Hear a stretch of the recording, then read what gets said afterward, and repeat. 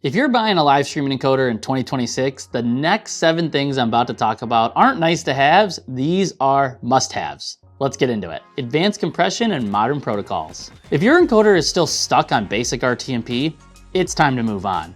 You're gonna want HEVC compression so your streams look better without crushing your network speeds. And even more importantly, you're gonna want a modern streaming protocol, not just RTMP. Custom protocols like BoxCast Flow are built for reliability, redundancy, and real-world live events. This is gonna help with fewer drops in your stream and you'll have fewer heart attacks. 1080p 60 streaming is a minimum. 720p in 2026? Absolutely not. Any encoder you buy today should accept a 4K input and stream in at least 1080p 60. This isn't 2020.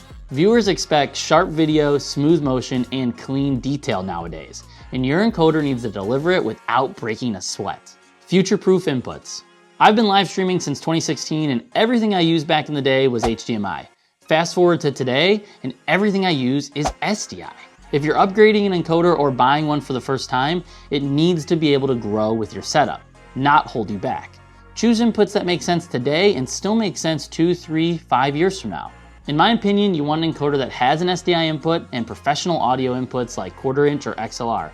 And if it has an SD memory card slot for backup recording, that's a huge bonus. Hardline or Wi-Fi connectivity. Yes, a wired Ethernet connection is king and it always will be, but life happens. Venues change, networks fail. Sometimes a Wi-Fi connection or a hotspot is your only option. I know I've definitely been in that situation.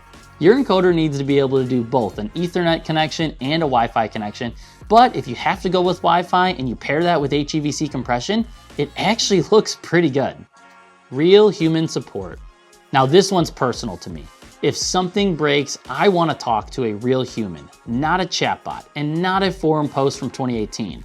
Whether it's phone support or fast email responses, this matters the most when you're on site and you're trying to go live.